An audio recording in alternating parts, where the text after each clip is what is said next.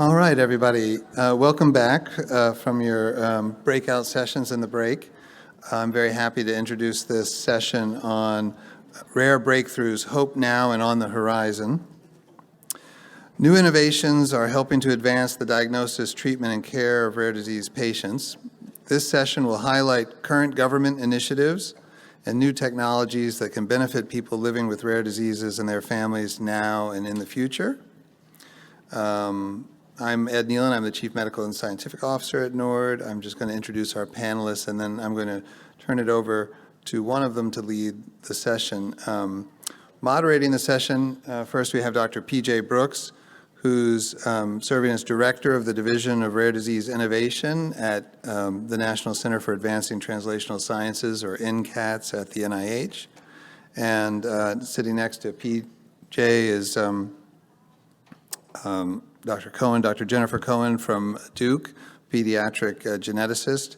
And after her, Dr. Peter Marks, who is Director of the Center for Biologics Evaluations and Research, or CBER, which is the division of FDA that reviews all the biological drug products like gene therapies and antibodies and cell therapies.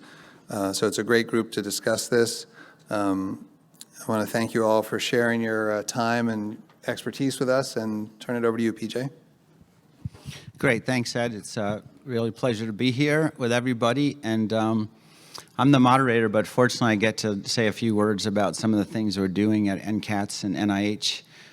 So as Ed mentioned, I'm at NCATS for the National Center for Advancing Translational Sciences, and what we're really all about is trying to find ways to make the whole process of translation work better for all diseases. So we don't focus on any specific diseases like the rest of NIH does. Obviously that's important, but we kind of focus on trying to make the whole process better to bring more treatments to more people more quickly.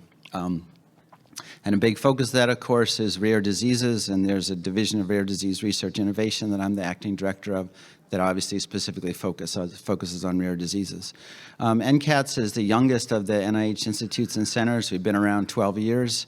We're about to embark on a new strategic plan, and our director, Joni Rutter, is very interested in hearing from the community, including the rare disease community. So if you go to ncats.nih.gov, you can see opportunities to comment and give your thoughts about our strategic plan going forward. So one of the things that we focus a lot on in my group now, and at NCATS more generally, is dealing with the fact that we have now an estimated 10,000 rare diseases, and how are we going to get treatments for all of them in a timely manner. And what is increasingly the case is doing them one disease at a time is really not going to make it. It's going to take far too long. So a lot of the things that we fund are really focused on the commonalities across multiple rare diseases. So if you've got a biochemical abnormality and there's a drug for it, and that drug could be used to treat multiple different diseases, what makes the most sense? To do the individual clinical trials for each disease with the same drug and start everything over and over, or put all those patients into a kind of a basket and do one big clinical trial?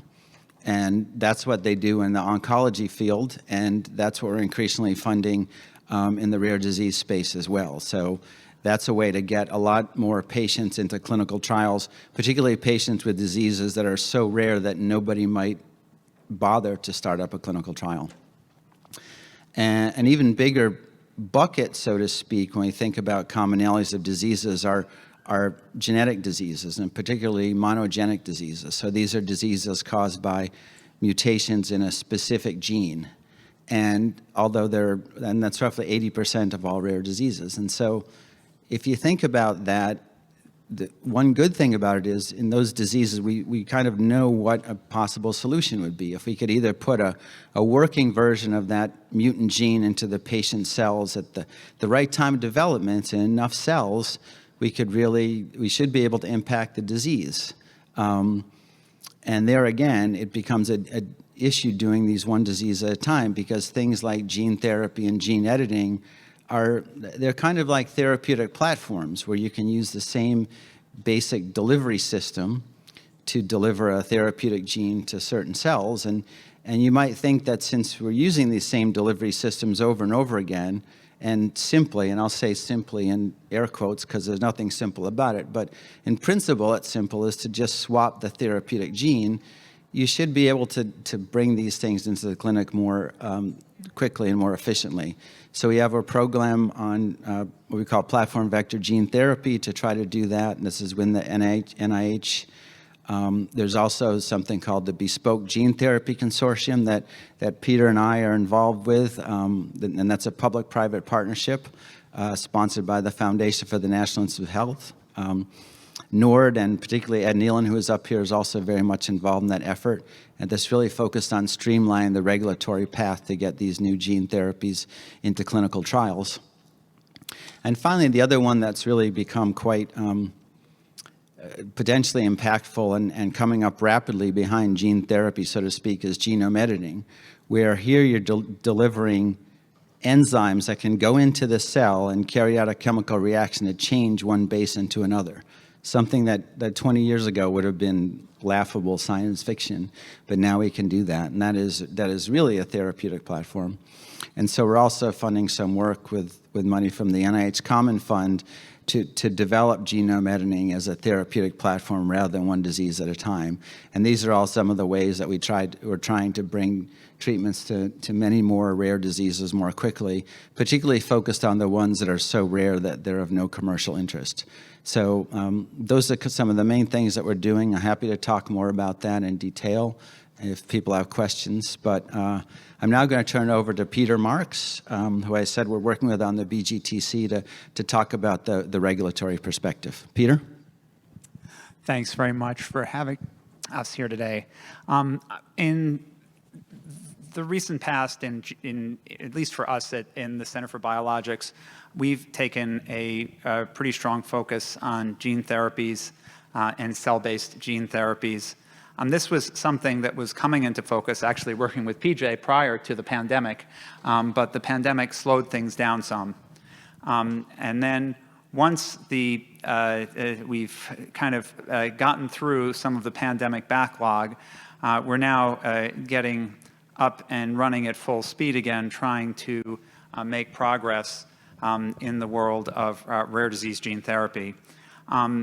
It's a very apt moment for us to be working in this area for several reasons. First of all, I think we've become self-aware of some of the things that we were doing that might not have been helping the field as much as it could. And second, because the field itself is, I think, at a very tender moment where because of financial issues with consolidations of companies, venture capital drying up, there are any number of rare disease gene therapies that have fallen out of active development by companies and either currently are either back with academic institutions or some are even homeless at the moment, pending somebody adopting them. So we I'm going to tell you, just take a couple minutes and tell you about each of these pieces. So from the self-awareness piece, one of the issues that we've had to deal with is that over the past several years, we have not had enough bandwidth to give companies the feedback that they need in real time as they develop therapies. And we haven't had the time to communicate in a robust manner. Something we acknowledged, and it's something which we worked with industry and with Congress, and as part of our last user fee reauthorization at the end of 2022, we now have a staffing increase that's pretty significant. It's 125 full-time equivalents that will allow us to increase our bandwidth in this area. We've also reorganized the office that handles this area into what's called a super office, which is basically what it means is we now have a better span of control and management, and we have offices that are very focused. One, for instance, focused just on gene therapy manufacturing. So our hope, just to bring that piece of it to a close, is that by having more bandwidth, being able to have more robust discussions, by being able to be more timely, and more consistent with interactions with industry. That will help things. But that's not going to be all of it, because there are any number of things that have prevented gene therapies from moving perhaps as fast as they could from discovery to patients. And some of this has to do with us having to get used to a new model, which is that gene therapies are different than other therapies in a number of ways. Gene therapies are therapies that potentially are one and done.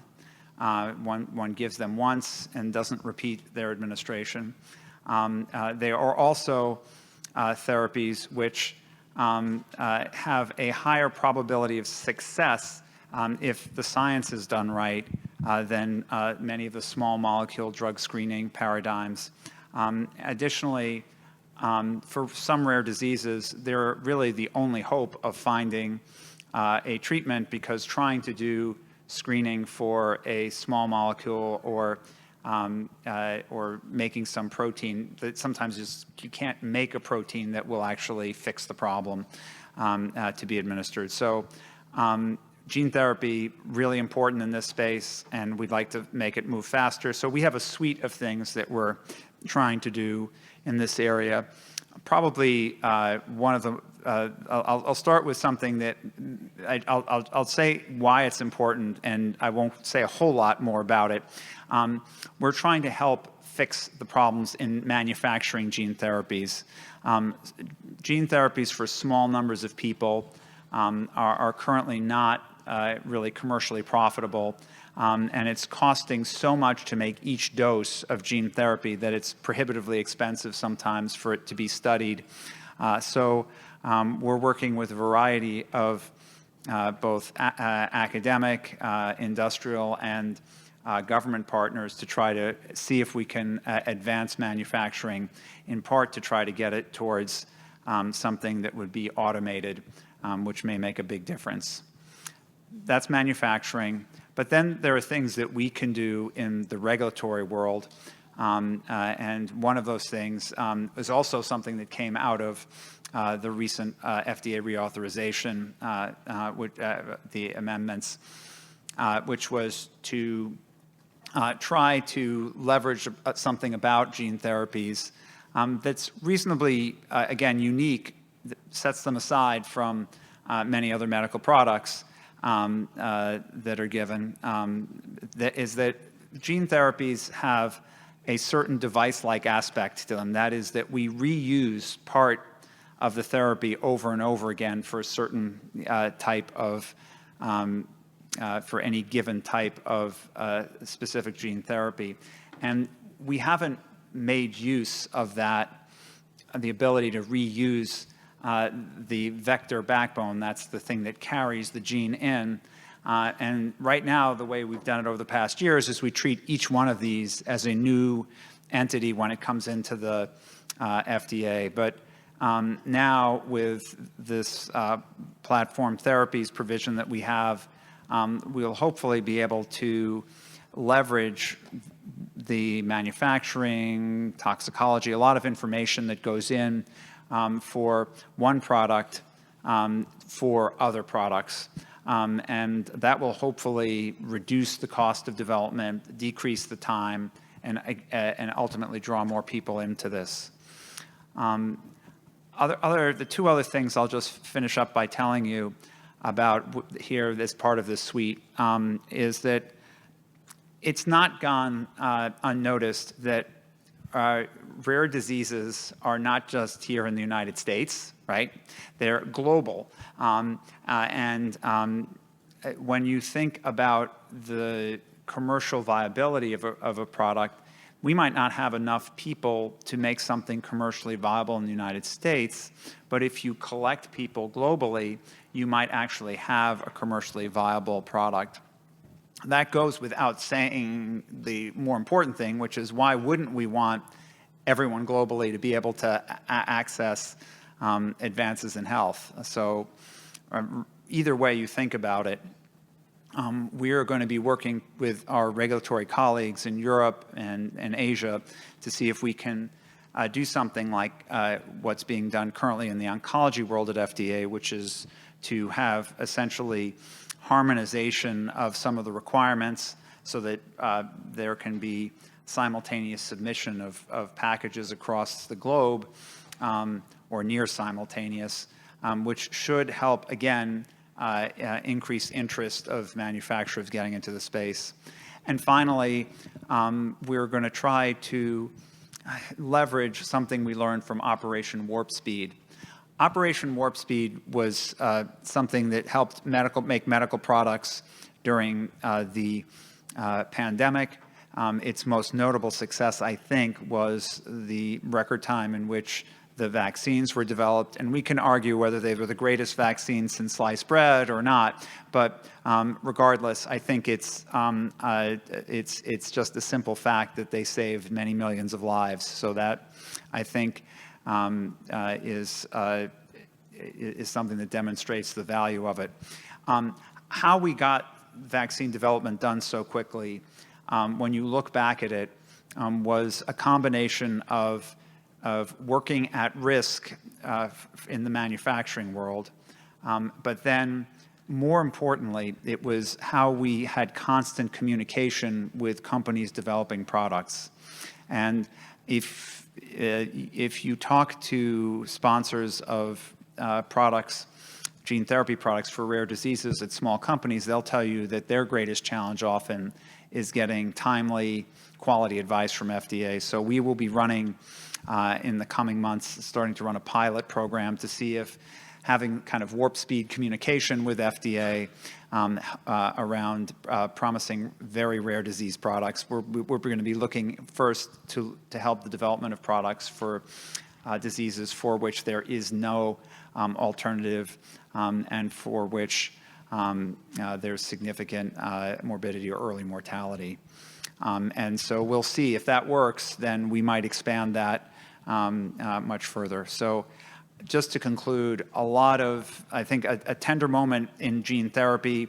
We want to do what we can at FDA to help things forward because I think we are at the cusp of being able to treat many different rare diseases with gene therapies. It's just that we have to figure out how to get to the throughput that we need. Great. Thank you, Peter. Jennifer? So I'm going to shift gears a little bit and be providing some remarks on early diagnosis and treatment in rare disease. So the ultimate goal of early diagnosis, as well as early treatment, is to, of course, allow for better clinical outcomes for patients. As novel therapies are developed, we must aim to identify these individuals at earlier time points so that they may receive these new therapies, and ideally prior to any significant symptomatic, sometimes irreversible involvement. Some of you may be familiar with newborn screening.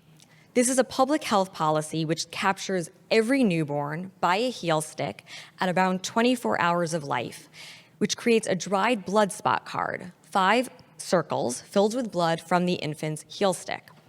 Initially, this began historically to diagnose children with phenylketonuria, or PKU.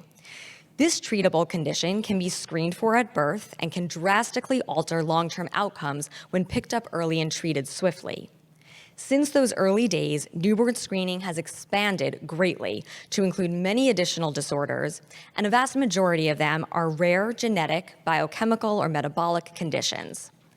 This life-saving public health policy is one that has changed the course of many genetic conditions for countless individuals and families.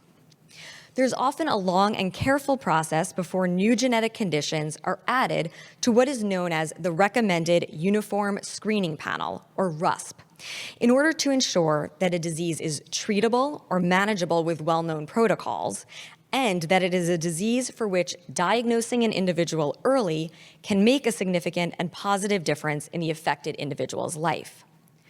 My research is focused on even earlier diagnosis and treatment for treatable conditions, specifically in utero.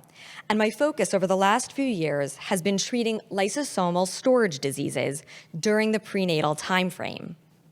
Lysosomal storage diseases are genetic conditions which while individually rare, collectively affect many individuals, approximately 1 in 5,000 live births. This group of 70-plus disorders often implicates a deficiency of a disease-specific enzyme. And for some of these conditions, disease-specific therapeutics do exist. And these are known as enzyme replacement therapies, or ERT for short. ERT essentially gives the individual back their missing enzyme, often through weekly or biweekly intravenous infusions. While not all lysosomal storage diseases have treatment currently, there are promising research endeavors and clinical trials underway for many of the conditions still in search of a treatment. These trials not only include novel enzyme replacement therapies, but also include cutting-edge gene therapies. An important aspect of lysosomal storage diseases is that often even within one genetic lysosomal condition, there's a wide range as to the severity and the timing of the onset of symptoms. This can be as early as at birth up until the 5th or 6th decade of life. My primary research focus is on the infantile forms of these conditions that present at birth and impact childhood health. And this is the main focus of the novel therapy I want to introduce to you all today, in utero enzyme replacement therapy. In utero enzyme replacement therapy marries two existing therapies. First, fetal infusions through the umbilical vein, which is a procedure used routinely and safely for blood transfusions for a fetus in the case of fetal anemia, for example. And enzyme replacement therapy, which before now was only ever administered in the postnatal timeframe.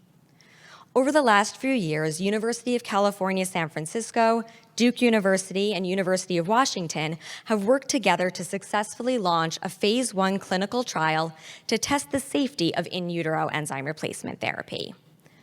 In the fall of 2020, we were granted an investigational new drug approval from the FDA to launch a clinical trial for 8 different early onset lysosomal storage diseases. One of these 8 conditions is infantile onset Pompe disease, and the first child successfully treated in utero with Pompe-specific enzyme replacement therapy through an international collaboration with a hospital in Canada is now almost 2 years old and thriving. Infantile Pompe disease affects the heart and skeletal muscle primarily, and this child has had no cardiac issues or motor development concerns, which is extraordinary, and we are cautiously optimistic that this positive health trajectory will continue for her. The 6 in utero infusions were safely tolerated by both the child's mother when pregnant and the child when she was just a fetus. When Pompe disease was added to the recommended uniform screening panel, the RUSP, in 2015, we saw improved outcomes for children with infantile Pompe disease, to be sure, as a result of this earlier diagnosis and treatment. However, there are still 12 states not yet screening for Pompe disease, and even those children captured in the first few weeks of life by newborn screening may have disease symptoms already present by the time of their birth. Some disease involvement, such as skeletal muscle damage, is often difficult to reverse completely, even with appropriate enzyme replacement therapy. In utero enzyme replacement therapy is the next frontier as we aim to treat severe illness before that damage occurs. Great, thank you. So I've got a couple of questions for the different panelists up here. So Jennifer, let me ask you, you started out talking about newborn screening, but for in utero, you'd have to identify the patient before that. So maybe I missed it, but how do you identify the patient even sooner? Sure. So for the clinical trial, most of the patients are coming to us because of a family history. The diseases I just mentioned are either autosomal recessive or X-linked conditions, which basically means either one or both parents are silent carriers of the condition.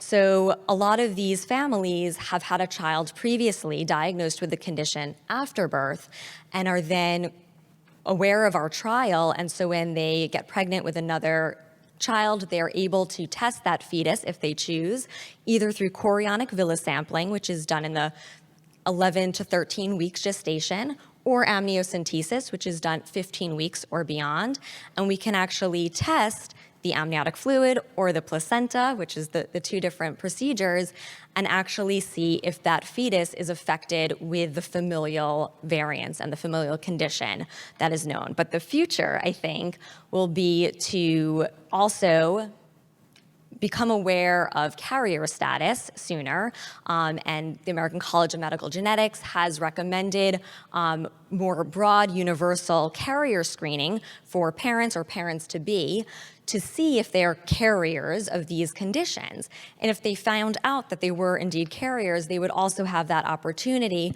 to test a fetus again before birth and potentially enroll in either the trial or, if in the future it's hopefully approved as clinical practice, to avail themselves of that therapy. Great, thank you. So Peter, we were both talking about therapeutic platforms like gene therapy and gene editing, and at a meeting you spoke at, I think last week, one of my colleagues was listening, and the question came up about access to therapeutic platforms, and you made a comment about perhaps the need for assessing risk tolerance on behalf of the rare disease community for such approaches, and I wonder if you could perhaps expand on that comment here. Yeah, so sorry about that. One of the issues that has come up is that in rare disease therapy development, the traditional model of trying to have randomized trials, right, it doesn't work. I mean, it works in larger populations, but we're trying to deal with diseases, conditions that may affect 10, 20 people. And so the concept of how you get data to get something over the finish line to have an approved product has to be considered carefully. And in carefully considering that, we realize that we're increasingly going to have to use our accelerated approval authorities. Accelerated approval is when we give something, it's still an approved product, but instead of approving it based on a clinical endpoint of how someone feels, functions, or survives, we use a scientific endpoint of either a biomarker or an intermediate assessment. And that can speed things up. It requires the manufacturer, the person who's developing, to come back later on with the clinical data. It doesn't get them off the hook for that. But for any number of rare diseases, right now, the idea that we'll be able, in a reasonable period of time, to get that clinical data is unrealistic. However, we can get the biomarker, the measurement of some parameter to potentially show that that's changed sufficiently to say that the product's actually working. What all this means, though, is that when we give an approval, there'll be increased uncertainty. And increased uncertainty means that there's an increased risk that perhaps the product ultimately may turn out not to actually have the clinical benefit that we think that's there. And so we think it's probably worthwhile having some listening meetings to understand better. I mean, we hear from patients about the willingness to take risks, but I think we have to better understand the benefit risk here, because what's happening right now is in the, I think what's come up is in our, as regulators, we're generally risk averse. That's what you do as a regulator. You try to be risk averse because you want to minimize risk. But if what you're doing by minimizing risk maximally is actually causing people not to get a treatment that could save their lives, then I think you have to reevaluate and figure out what to do a little differently. So that's something we'll be looking at. I don't think we have all the answers, but I think we want to engage patients in it, because I think as you've seen you may have noticed over the past years, at FDA we've tried to become more and more patient-focused in what we're doing. I think that will make a difference to hear from patients what they're willing to take in terms of risk, or what their thoughts about risk tolerance are. Great. And is that something you see that FDA would sort of be bringing people in? Or I noticed as we're sitting here at NORD that perhaps that's something that NORD could help out with that listing. It's something I think we'll talk about the best venues about who to partner. NORD may be one of the partners for making this happen. Exactly. Yeah. Okay, Jennifer, back to you. Thinking about newborn screening, I mean, I'm fairly sure that when people wrote the newborn screening legislation in the 1980s, they could not have envisioned the idea that we would be developing enzymes and giving them, genome editors to patients that would go into their cells and correct the cause of mutations, and these therapeutic platforms that are broadly applicable to many, many diseases. But the newborn screening, the whole approval is based on one disease at a time. And that to me seems like it's not a good fit. And I'm wondering if you could give some of your thoughts about perhaps some of those challenges there.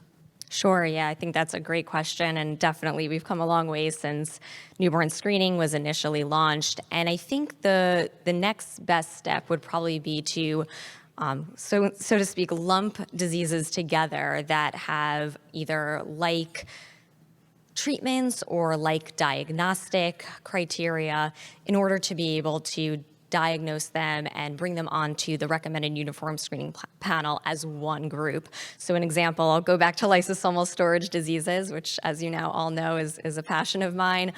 And I think as a lot of them do have diagnosis based on enzyme, which is very easily tested in those dried blood spot cards I was describing, you can test for many enzymes at once with platforms that are rapid, and it meets that criteria, the first criteria for newborn screening. Some of those diseases have not yet made it onto the recommended uniform screening panel, even if there is a clear diagnostic path and a very effective enzyme.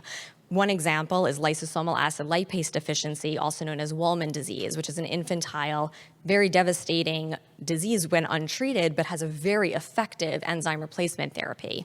And this is a disease that is not yet on the newborn screening panel, in part because it is so rare. And you need to have kind of proof before, a proof of efficacy that the newborn screening is going to catch enough patients and make a difference in enough individuals' lives to make it onto the recommended uniform screening panel. And I think if we can move away from looking at each disease as an individual disease, and instead as a group, okay, all of these conditions are treated with enzyme replacement therapy that's approved. All of them are diagnosed by a clear enzyme assay on a blood spot card. They can be hopefully accepted onto the RUSP as a group. And lysosomal storage disease is just one example, but there are many others where you can categorize diseases together and bring them on as one platform and hopefully change the lives of many more people that way. That's great, thanks. So we just got a little time before the Q&A. I do want to make one point as we're thinking about hope on the horizon and things we're doing. One of the challenges that we face with both gene therapy and gene editing is getting these technologies to all the cells in the body that might benefit from them. It turns out when you inject something into the blood, almost everything ends up in the liver. Which is great if you're trying to treat liver diseases, but if you want to treat brain diseases or blood or muscle, it becomes more of a challenge. And particularly, we think a lot about genome editing and even some of the new approaches to deliver things like messenger RNA, similar to what was done for the vaccines. That's a really broad way of delivering enzymes and even genome editors to cells. So one of the things we're going to be doing as part of the genome editing program is we're going to be having a prize competition for people to develop either a way to deliver genome editors across the blood-brain barrier to many of the cells in the brain, or to specifically target them to certain cells and tissues in a kind of programmable way. And we think that if we can develop these kind of technologies, that could really benefit a lot of rare monogenic diseases. So I wanted to throw that in there before we go to the Q&As, and then I think that's what we'll do now. And I guess do people come up to the mic, or are there questions? We've been collecting cards, so if you have a card, you can just hold your hand up and we'll collect them. The first question is, there's a lot of hype about CRISPR and genome editing to treat rare diseases. How soon do you think patients will benefit from this? You want to try? Yeah, I'll say that there are two ways that CRISPR is a way of going in and correcting very specific features of a gene, and it's something that was discovered in 2012, and Jennifer Doudna and a few colleagues won a Nobel Prize for it. It's become applied to certain products. It will probably first find its application in products in which it's being used in cells, which are then administered to the body. The reason for that is it's the problem with this technology that we're still trying to make sure isn't a problem, is that it's based off of an RNA sequence that can match up in different places on DNA, and there can be off-target effects.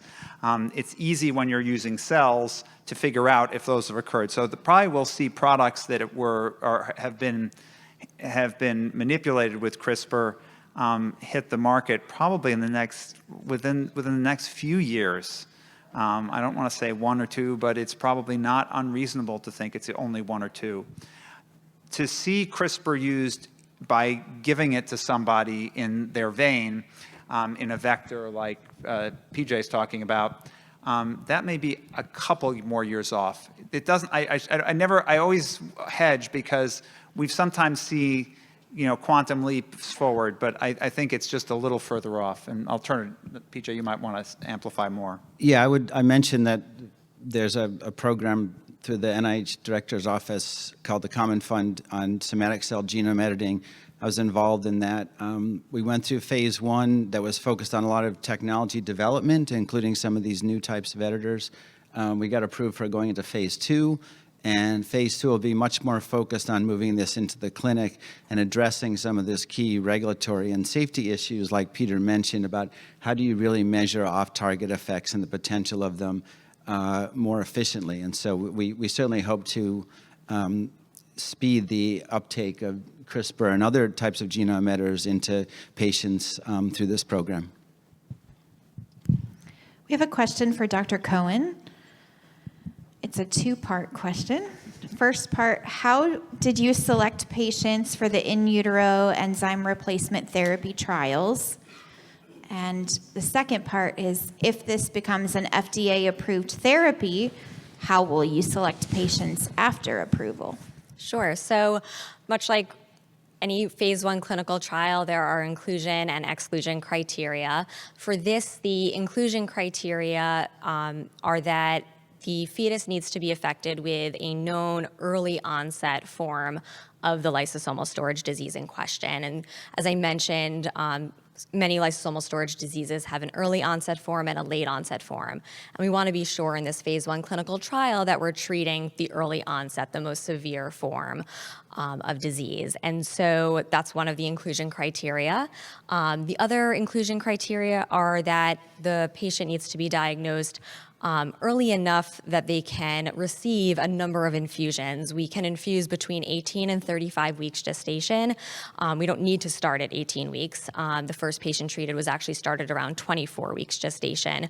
But there needs to be enough time left in the pregnancy to give enough infusions that we think the benefit can outweigh the risks of this in utero therapy. There are some exclusion criteria, mainly about the health of the mother, to make sure that the risk, again, is not too great to endure these repeated umbilical vein injections. And then in terms of how we found patients, really it was sort of by word of mouth and word of getting the word out there that this trial exists. And that's how patients are usually coming to us, by platforms such as these, where we can present our work to patients and colleagues and make people aware that this is a trial that's available. And for the first patients that have been treated, it has all been those with family history. Again, that earlier child that was affected that led them or clued the family in to potentially think about this trial and test the patient. And then the second question was, if it becomes approved, how would we find patients? And I think it's really the same answer. But of course, the inclusion and exclusion might vary a little bit once something becomes approved. There might be an expanded access to the therapy. Thank you. We also have a 2-part question for Dr. Marks. We know that gene therapies for rare diseases like hemophilia and spinal muscular atrophy have been approved by the FDA, and a gene therapy for Duchenne muscular dystrophy is under review. How does the FDA monitor safety before such products are approved? And when approving a gene therapy for pediatric disease like Duchenne, what is your most important criteria in the review? So, okay. So part one is, how does the FDA Right. monitor safety? Right. No. So let me. So before something is approved, any clinical trials that go on with gene therapy are required to collect a variety of a whole variety of different safety information, ranging from initial immediate adverse effects of giving the gene therapy to adverse effects that could happen with time, and so. All those data have to be very carefully collected and provided to the agency. But it actually doesn't stop when something gets an approval, because for gene therapies, we will continue to monitor their safety after they are approved with post-market surveillance, because we know that when in previous gene therapies, sometimes things don't become apparent till several years after the gene therapy is given. So we do have to keep an eye on that. And in terms of what we look at most closely, so we look at the framework that FDA uses to look at any therapy is we look at its potential benefit, its potential risk, and the uncertainty around that. So we will look at the potential benefit of any one of these products. In other words, does it look like it is either helping something that has a clinical endpoint? Is it making someone able to walk a longer distance or do more? Or we're looking at a biomarker, which would be some either structural protein level or enzyme level, and has that changed? And so we want to see convincing evidence that either it's a biomarker that's changed or a clinical endpoint that's changed. And then we have to see that there's a robust safety, that people in general, there were not significant adverse effects that negated any beneficial effects. And then finally, we consider what's the uncertainty? Because no product that we approve generally, I shouldn't say none, but most products, it's not totally cut and dry what the precise effectiveness is of the product and what the precise safety profile is. So there's always some uncertainty. And so we need to understand that uncertainty and manage through it. Is gene therapy beneficial for adults or only for the very young? So maybe I'll start, and then PJ can take that from here. But I think gene therapy may be, I think it all depends on the disease, and it may turn out that gene therapies are very beneficial for adults, and we know that that's the case already. Why? Because some of the first cell-based gene therapies were used. They were the chimeric antigen receptor T cells. They were taking a person's immune cells, modifying them genetically, giving them back, and they were programmed then to kill off cancer cells. So gene therapy can benefit adults. It can benefit children. I think we tend to have a focus in rare diseases on children, perhaps, because the idea here is particularly for diseases such as the lysosomal storage diseases, where things start to build up early on in life, and the problems in how someone functions, you can't always reverse them. And so we were lucky in some diseases where it was reversible, like Gaucher's disease, but in some of the lysosomal storage disorders, once something bad happens to development, you don't regain that. So that's why we sometimes focus on children, because intervening early can make a difference. That's not to say, though, that gene therapy can't potentially benefit adults. And in fact, probably someday, a decade or two from now, probably the largest markets for gene therapies will be in adults. doing things like cutting back the risk of heart disease, et cetera. Yeah, I think I might just add to that too. There's kind of a practical issue in terms of the regulatory path, where often FDA would almost prefer that people start the early clinical trials in adults because of the ability of adults to consent.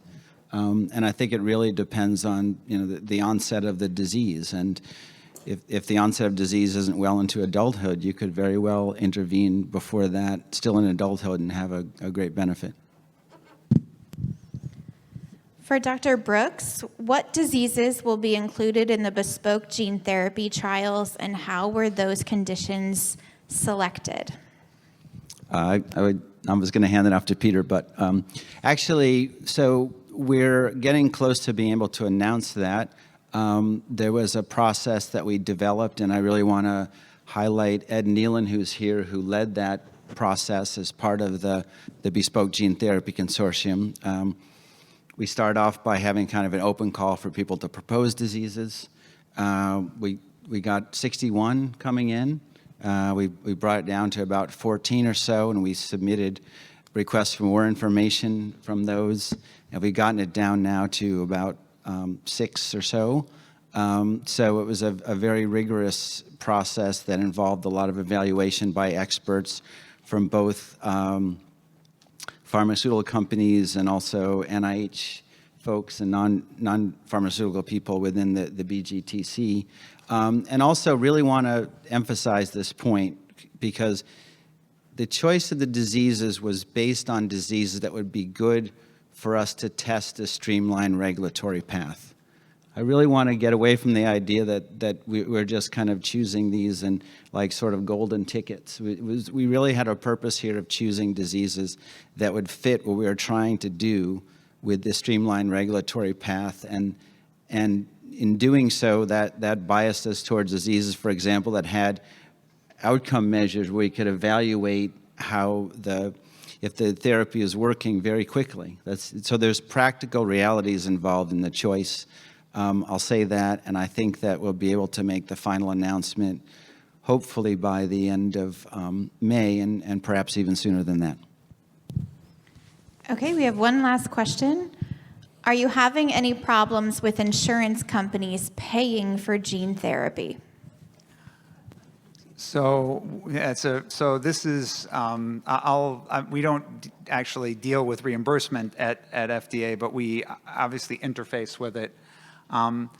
We are working with the Centers for Medicare and Medicaid Services to try to make sure that as we start to see more gene therapies come along, there is a way to pay for it. I think we are all a little bit concerned that as we start to see more of these very expensive gene therapies come onto the market, especially because they're not targeted at an age range that's covered by Medicare, which the federal government can mainly cover what they're going to decide what they're going to cover and not. Many of them are going to be covered by Medicaid, which is kind of this partnership. We're going to have to work together through this, and I think this is something that we'll have to work. And I think this is one of the things that NORD, as an advocacy organization, is constantly working on too, figuring out how we actually make sure that there will be equal access and adequate access to gene therapy. So I wish I had the final word on this, but it is one that is challenging.